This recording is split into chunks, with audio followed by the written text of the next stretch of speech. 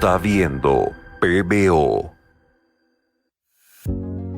Desde su constitución, en mayo del 2019, la Coordinadora Republicana ha combatido la desnaturalización de la democracia para utilizarla como disfraz de prácticas totalitarias.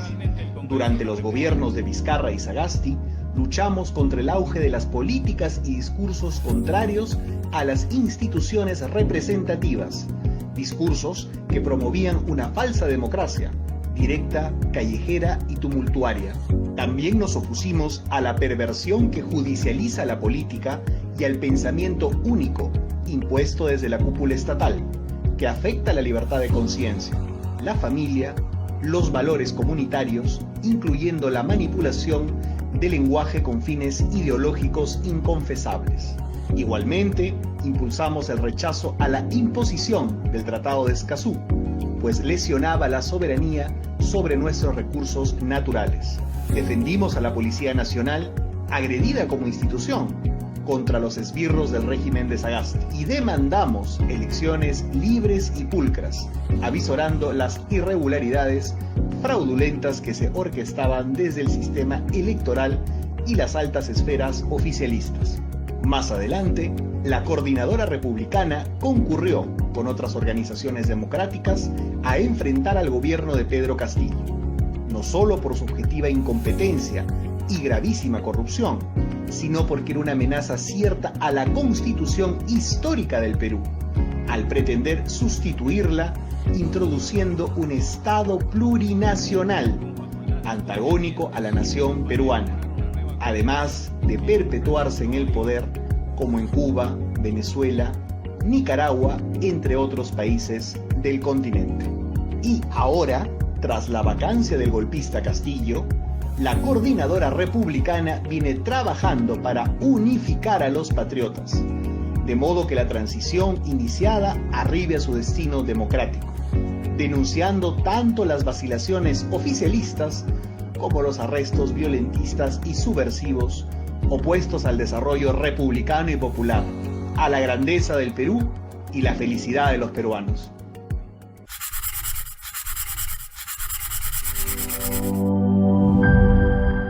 Está viendo PBO.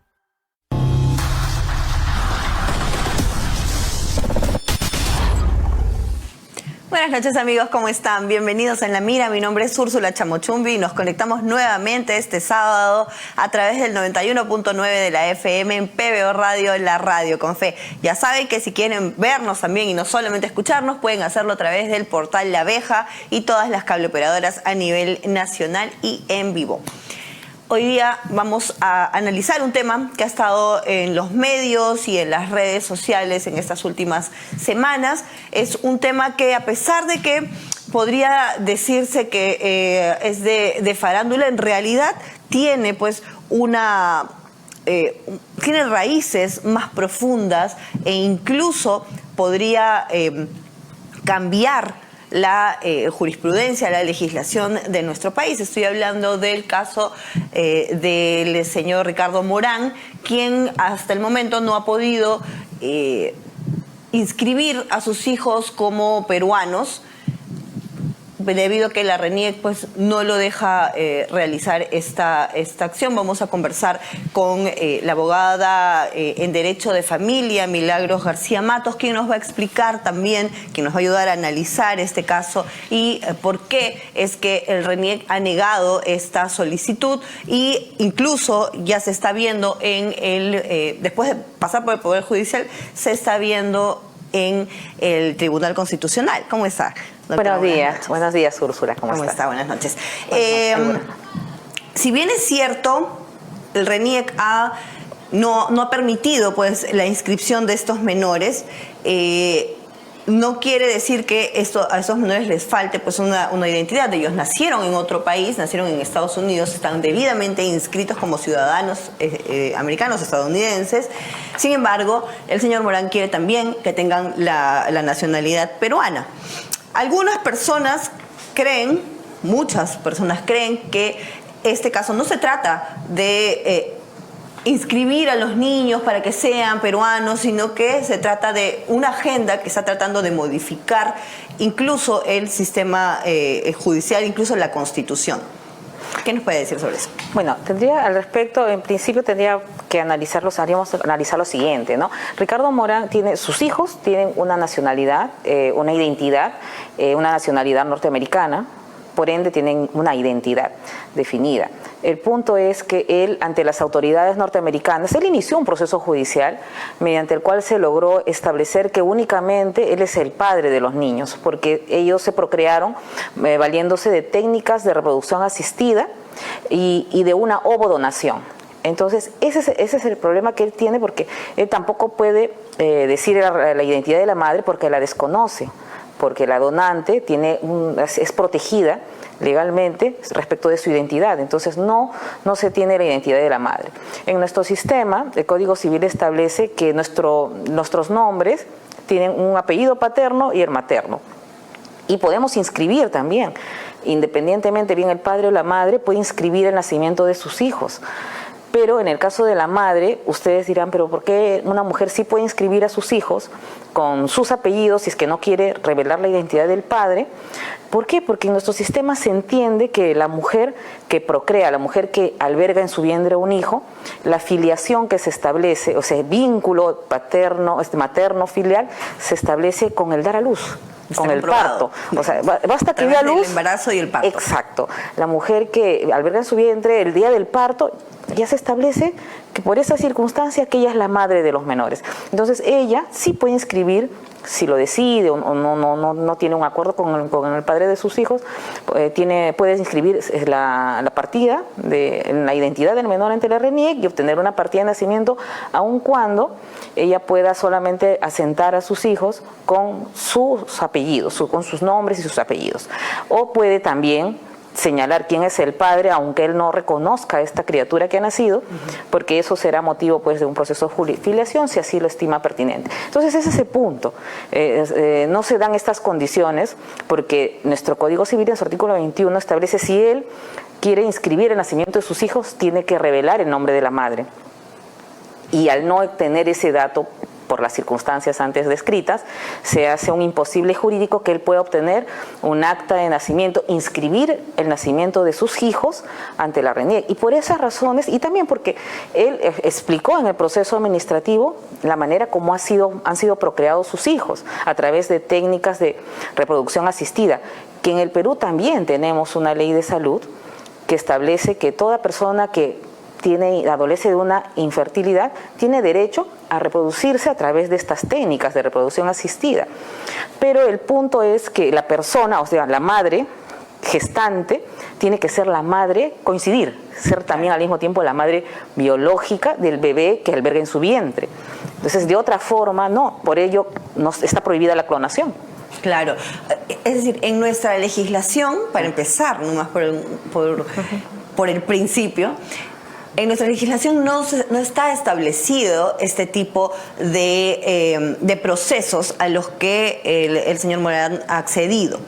Si bien es cierto, son procedimientos que se dan en otros países, dentro de la legislación peruana no existen esos procesos. No existen, ahora. Claro. No existen porque aquí se emplean otras técnicas y porque tampoco es tan común que sea un solo padre, el padre, no una sola madre, sino un solo padre, el que valiéndose de diferentes técnicas, mezclando diferentes técnicas, puede acceder a tener hijos.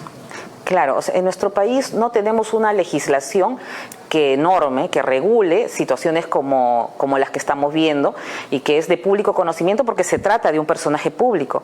Pero te comento que existen en el Perú muchos niños que han nacido bajo esas condiciones, tanto fuera del país como también en el Perú, porque existen en el Perú clínicas que se dedican a estas técnicas de reproducción asistida Pero el punto es que en este caso no existe una legislación, y no a nivel global, porque inclusive en Estados Unidos, en algunos estados, existe legislación que permite regularizar, legalizar, formalizar todas estas técnicas de reproducción asistida, tal cual es el caso de Ricardo Morán. En Latinoamérica tenemos a México solamente en 2 estados, en Tabasco y en Sinaloa. Después tenemos aquí en Sudamérica a Brasil, Uruguay. En realidad no es una práctica común, y como tanto, y por ende no existe, digamos, una serie de antecedentes que puedan permitir inclusive, ¿no?, adoptar estas experiencias en otros países y expedir una ley, que estaría del Poder Legislativo en este caso, ¿no? Así es, pero a mí me pareció muy interesante porque este caso ha sido llevado al Tribunal Constitucional. Entonces, a mí me pareció muy interesante la intervención del magistrado Gustavo Gutiérrez, quien le explicaba a un acalorado abogado de Morán, porque el abogado estaba bastante acalorado, quien le explicaba que un individuo no puede modificar la ley de acuerdo a sus propios intereses, porque si bien es cierto existe una constitución, la constitución nace del aspecto cultural de un país, ¿no? Rige las normas, las tradiciones, vamos a decirlo para que se entienda bien, las tradiciones, lo que suele suceder en un país, porque no vamos a esperar que la Constitución del Perú pues tenga que ver o rija las cuestiones que suceden en Europa, en algún país europeo o en algún país norteamericano, ¿no? Entonces, la ley peruana tiene que basarse en la cultura peruana, en lo que ocurre en el país. Entonces, como esto no suele ocurrir en el país, es decir, que se junten tantas técnicas, no suele ocurrir en el país, entonces no se puede acceder en este caso a lo que el señor Morán solicita, y tampoco se puede hacer un cambio de ese tipo simplemente porque una persona lo pide. Claro, efectivamente, no puede legislarse en función a un caso, pero en el Perú hay muchos. Pero el punto es que no todos los casos son iguales, ¿no? El tema de él es que ha procreado a través de estas técnicas fuera del país y con una madre cuya identidad se desconoce. Entonces ese es uno de los meollos, de los problemas por los cuales él no puede inscribir a sus hijos, porque tendría que revelar la identidad de la madre. Pero también habría que analizar el planteamiento. Son puntos muy precisos sobre la demanda, ¿no?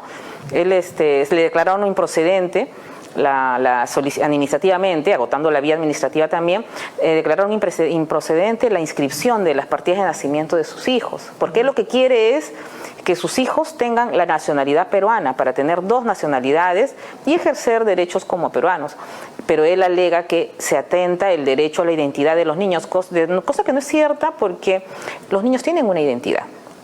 El propósito que quiere es que tengan doble nacionalidad. Ojo, que tienen la identidad del país donde nacieron. Efectivamente. Y él en ese proceso inclusive también pasó por una serie de circunstancias que para obtener una sentencia que declare la tenencia y la filiación de él, sus hijos, respecto únicamente de él, la madre que albergó, la madre subrogada, tuvo que renunciar a todos los derechos que podían presumiblemente reclamar ella y el cónyuge de ella, que ambos son norteamericanos y son casados. Entonces ambos tuvieron que pasar por toda esta situación de firmar documentos en ese sentido. Entonces lo que aquí tenemos que hacer como país, bueno, y es una tarea importante del Poder Legislativo, que pueda analizar una normativa, pero no tiene que ser en función, como bien lo mencionas, a un caso específico, sino analizar si efectivamente es atendible o cuál es la salida legal que se le pueda dar a estas problemáticas que están empezando a ser recurrentes. Tenemos en el Poder Judicial sentencias, ya la jurisprudencia al respecto, la Corte Suprema ya se ha pronunciado, pero no en un caso específico, sino muy similar, y tiene otra salida legal. Digamos, en el caso de unas parejas, esposos querían tener un hijo y no podían, entonces acudieron a una persona que tenía un parentesco con la esposa y le hicieron ella un proceso de fertilización, y sin embargo el óvulo sí era de ella. Entonces dio a luz, pero aquí hubo una situación de convenios económicos y que cuando realizaron un proceso de adopción por excepción que nos permite adoptar a un familiar hasta el 4º grado de parentesco, y ese era el caso que invocaron. Estos cónyuges quisieron adoptar, bueno, la señora adoptar a su bebé que fecundó con su óvulo, ¿no? Que estaba en el vientre de esta persona. Nació la criatura, iniciaron el proceso judicial y ella solicitó, porque el padre era biológico, porque era con su espermatozoide que se fecundó el bebé. Entonces, la familiar era simplemente el vientre. Exacto. Subrogado. El vientre alquiler, el vientre subrogado, ¿no? Y bueno, pero hubo un tema de carácter económico y en el proceso judicial ella se desiste y dice no, ella se echa para atrás porque al parecer, porque hubieron inclusive denuncias penales de extorsión, querían más dinero, les habían dado $18,000 y progresivamente le fueron entregando dineros y es más, en el proceso ella dijo que sí, pues ella lo que quería era cambiar la vida de su familia y quería ir a Italia con toda su familia. Entonces la Corte Suprema, pese a que decía no, pero es mi hijo, efectivamente, es su hijo, hubo un documento privado que suscribieron para la entrega del bebé. Y bueno, el punto es de que la Corte Suprema estableció que si bien ella era la madre biológica, los fines de su embarazo no fueron los de que todas las personas que queremos tener bebés anhelan, ¿no? ¿Y para qué? Para conformar una familia. No, entonces, en el caso de ella se estableció que los fines eran de naturaleza económica, que inclusive hubo un proceso penal por esa razón, y finalmente la Corte Suprema decidió otorgar la adopción a favor de esta familia, del padre biológico y de su cónyuge, quien también era la madre biológica, pero el bebé se albergó en ese vientre, ¿no? Entonces vemos que hay una situación ya resuelta por la Corte Suprema en ese sentido. Perdón, la madre biológica era la señora de vientre alquiler o maternidad subrogada. Y en esos casos se privilegió que ya había una empatía con esta familia y la menor desarrolló adecuadamente, se estrecharon, o sea, los vínculos que se construyeron entre estas personas y la niña fueron muy fuertes y en informes psicológicos se revelaron que efectivamente la niña, para ella la familia estos cónyuges eran sus padres y que efectivamente eran sus padres biológicos, pero ella fue albergada y desarrolló en un vientre que no era el de su madre, ¿no? Y hay un pronunciamiento, por ejemplo, al respecto. Esa es la salida que se le está dando y que se está haciendo pues un tanto común para de alguna forma sacarle la vuelta a la norma, pero sí creo que debería con mucha responsabilidad el Congreso de la República analizar situaciones, no el caso Ricardo Morán, sino porque este es un caso mediático, salta a la luz pública, pero sí debería de ser materia de un análisis. Y cuán importante sería que se legisle a favor o no. Yo no estoy sentando una posición al respecto, pero sí creo que es una tarea importante, ¿no? Claro, porque en el caso, por ejemplo, que nos comenta, digamos que el Poder Judicial tiene un caso que puede analizar, que pueden revisar, que pueden ver realmente quiénes son las personas interesadas en el bien superior, en el niño, ¿no? En el bien del niño, no en los papás que querían tener hijos y no podían, o la persona que prestó su vientre que quería sacar más dinero. Entonces ahí, digamos que hay una situación clara. También existe el padre, existe la madre, existe nombres, hay apellidos con los cuales darle una nacionalidad a ese niño, darle una identidad a ese niño. Sin embargo, en este caso no existe. Son casos muy, muy diferentes. Asumo Exacto. que en otros casos que se han debido ver en el Poder Judicial también es de este tipo, ¿no? O de repente la madre que utilizó el espermatozoide de un desconocido, sin embargo ella fue la que llevó el embarazo, por lo tanto es comprobable que se trata de su hijo. Claro, en ese caso que mencionas calza exactamente la norma, ¿no? Porque la madre en el Perú ya se considera que es la persona que da a luz a través de un parto, sea natural o por cesárea, la persona que alberga ese bebé el parto marca la filiación, o sea, ya se establece, o sea, no hay duda. No hay duda que y esa es la razón por la que este caso no es igual. Exacto, aquí no se puede aplicar en el caso de Ricardo Morán. Porque, perdóname, ese era uno de los argumentos, entre comillas, que se esgrimían, por ejemplo, en las redes sociales, ¿no? ¿Por qué las mujeres sí pueden inscribir a sus hijos y un hombre no puede inscribir a sus hijos? Y esa es la respuesta. Exacto, porque en el Perú se considera que madre, a la mujer que de su vientre nace la criatura, nace el bebé. Cosa que no sucede con los hombres, como es el caso de Ricardo Morán. Que ese no hay niño duda. Fue gestado, que ese niño nació. Exacto. O sea, no hay cuestionamiento al respecto. Además que, si no, ¿cuál sería la salida para una madre, por ejemplo, que fue abandonada por su pareja? ¿No? Justo en el momento de la gestación, esa persona no podría darle identidad a sus hijos. Claro, tendría que darle, bueno, en ese caso las mujeres deciden, ¿no? Porque las mujeres pueden decidir inscribir a su hijo solo con sus apellidos, porque respecto de ella no hay duda de la maternidad, no hay duda de la filiación materna.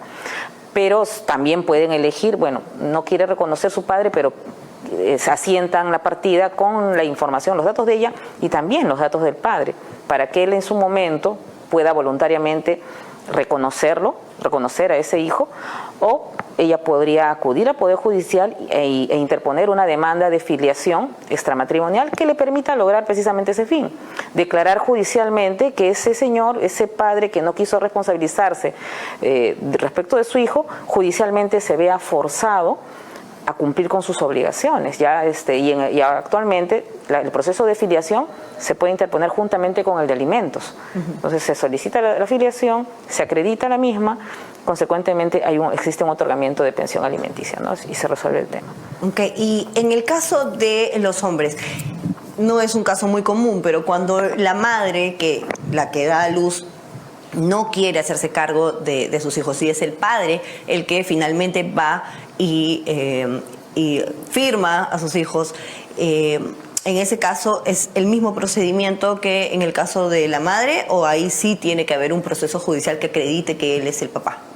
No, si el papá ya firmó y él ha reconocido, con su firma está reconociendo legalmente a ese niño como titular de la partida como su hijo biológico. Consecuentemente, ya nacen las obligaciones y los derechos respectivos, ¿no? En el caso de la madre, bueno, la madre el parto determina su filiación. Independientemente de si ella quiere o no quiere darle, por ejemplo, su apellido al niño, o de repente no quiere tener ninguna responsabilidad, quiere desaparecer. Entonces es solamente, pero se acredita que existe una madre, se sabe quién es la madre, solo que es el padre el que se está haciendo cargo. El artículo 21 del Código Civil establece que cualquiera de los dos padres, padre o la madre, pueden inscribir a sus hijos. ¿No? En el caso que un padre inscriba a su hijo, y la norma dice, ¿no? Puede decir la identidad, o sea, tiene que señalar quién es la madre. O sea, como padre no puede decir yo soy el padre y bueno, la madre no sé quién, o no quiero inscribir el nombre de la madre. Tiene que indicar cuál es el nombre de la madre, precisarlo. Porque si fuera así, Ricardo Morán tendría la posibilidad de haber inscrito ante la RENIEC, y la RENIEC no hubiera podido no hubiera tenido que declarar improcedente la inscripción de las actas de nacimiento de sus hijos como peruanos, ¿no? Entonces no se trata nada más de que solo las mujeres puedan inscribir a sus hijos por sí mismas, sino que también son los hombres. Sí, ellos simplemente acreditando el nombre señalando de la madre. Quién es la madre, y en su momento ya podrá tomar las acciones legales que correspondan, si así lo decide, ¿no? Así es. ¿Qué cambios podría traer a nivel judicial que un caso como este, simplemente por la presión mediática, la presión social, dé pues paso a una serie de modificaciones del Código, incluso de la Constitución? Bueno, es sumamente relevante el pronunciamiento que va a emitir el Tribunal Constitucional, porque esto marcaría un hito, ¿no?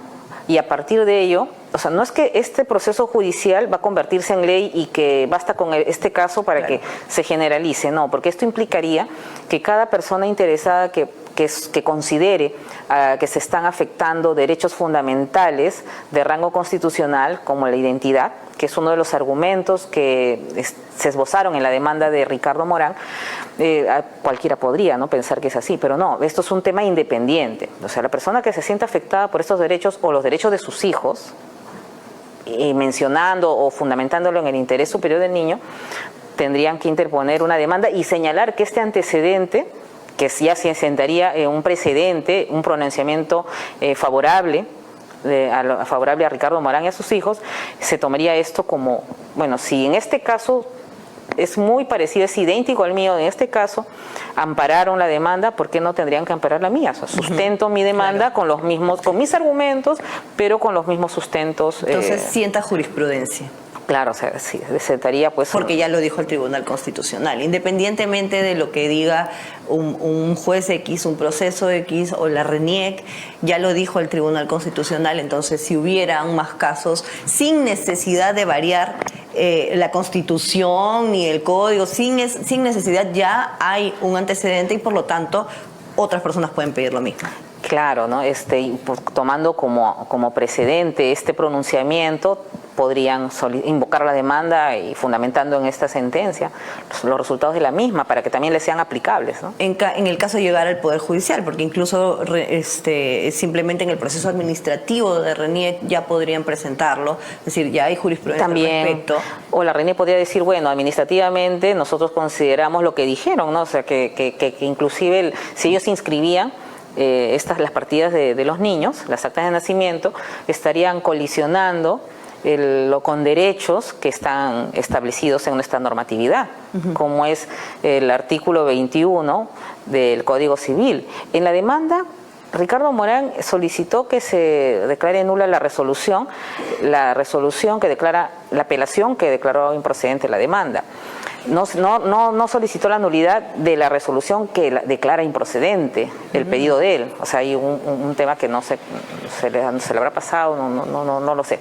Eso por un lado. Pero también considera él también solicitó que se inaplique los artículos 20 y 21 del Código Civil, cosa que no se puede hacer. Tendría que ser debidamente acreditado que artículos del Código Civil estén vulnerando derechos fundamentales, que no es el caso, porque los niños tienen una identidad. Y creo que eso es lo que él cuestionaba, ¿no? Si me han denegado, me han declarado improcedente la inscripción ante la RENIEC de las actas de nacimiento de mis hijos, se están vulnerando los derechos, entre ellos el derecho a la identidad de mis hijos, y también fundamentó el principio de interés superior del niño. Pero ha culminado este procedimiento ante el Poder Judicial y interpone la acción de amparo, y él entre los puntos establece pues que vulneraron sus derechos fundamentales y que necesita o desea que se declare nula esa resolución que declaró improcedente la apelación, y también que se disponga la inscripción de sus hijos, pero para ello también solicitó que se inaplique, o sea, que no se aplique, es como que nos tapemos los ojos y hagamos de cuenta que no existe el artículo 20 y 21 del Código Civil. Exacto. Entonces la RENIEC sustentó en su resolución que al hacer ello estaría colisionando, contraviniendo esas normas que son de obligatorio cumplimiento. Así es, clarísimo. Doctora, muchísimas gracias por haber estado con nosotros esta noche. Y gracias, amigos. Espero que en caso alguien necesite esta información, ya la tienen a la mano, y también es bueno siempre conocer sobre todo estos casos que son mediáticos y en el que estamos, pues, en el que mucha gente piensa que estamos en riesgo de cambiar ciertas cosas. Siempre hay que analizarlo, verlo por todos los puntos y realmente legislar en favor de los ciudadanos, sobre todo de los más pequeños. Gracias por haber estado con nosotros esta noche. Nos vemos la próxima semana. Ya saben, pueden seguirnos en todas las redes sociales. Estamos en Facebook, Instagram, Twitter, TikTok como Coordinadora Republicana y en YouTube como CRTV. Nos vemos la próxima.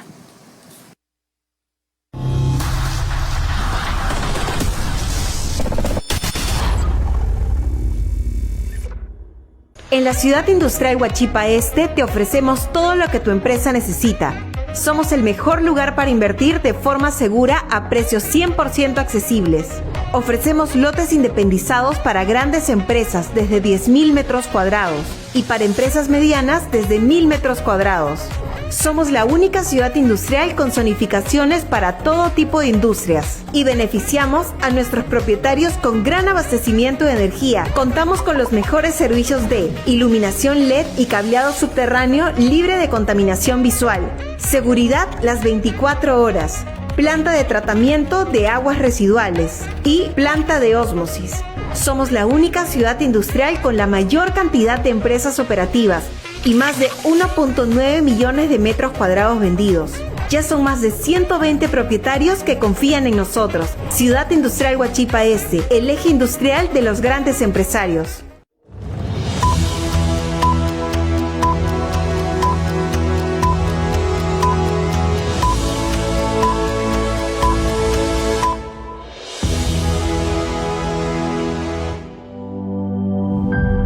Está viendo PBO.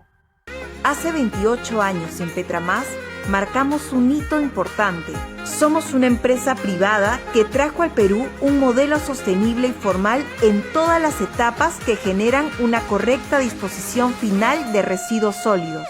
El trabajo que realizamos nos ha llevado a ser una empresa peruana con la metodología necesaria para manejar la operación del relleno sanitario Guaycoloro y el relleno sanitario Modelo del Callao. En ellos se ha logrado insertar 2 mecanismos de desarrollo limpio, con los cuales somos el principal proyecto del Perú en la mitigación del cambio climático, alcanzando la reducción de más de 4,5 millones de toneladas de CO2 y la certificación de más de 1 millón de bonos de carbono. Continuaremos luchando contra el cambio climático, reafirmando nuestro compromiso y responsabilidad hacia nuestro país y el mundo.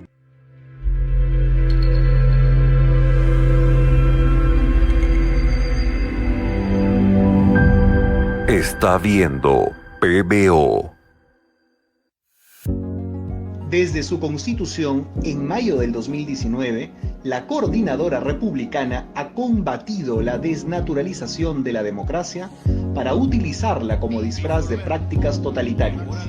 Durante los gobiernos de Vizcarra y Sagasti, luchamos contra el auge de las políticas y discursos contrarios a las instituciones representativas, discursos que promovían una falsa democracia, directa, callejera y tumultuaria. También nos opusimos a la perversión que judicializa la política y al pensamiento único impuesto desde la cúpula estatal, que afecta la libertad de conciencia, la familia, los valores comunitarios, incluyendo la manipulación del lenguaje con fines ideológicos inconfesables. Igualmente, impulsamos el rechazo a la imposición del Tratado de Escazú, pues lesionaba la soberanía sobre nuestros recursos naturales.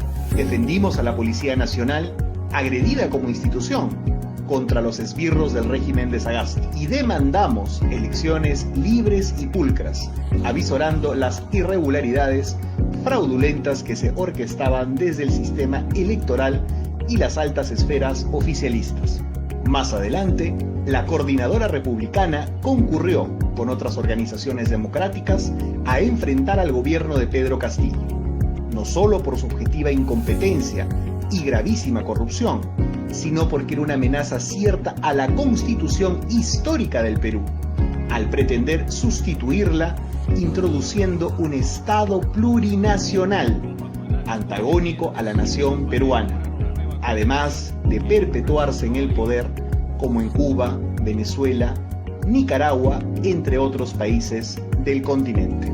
Y ahora, tras la vacancia del golpista Castillo, la Coordinadora Republicana viene trabajando para unificar a los patriotas, de modo que la transición iniciada arribe a su destino democrático, denunciando tanto las vacilaciones oficialistas como los arrestos violentistas y subversivos opuestos al desarrollo republicano y popular, a la grandeza del Perú y la felicidad de los peruanos.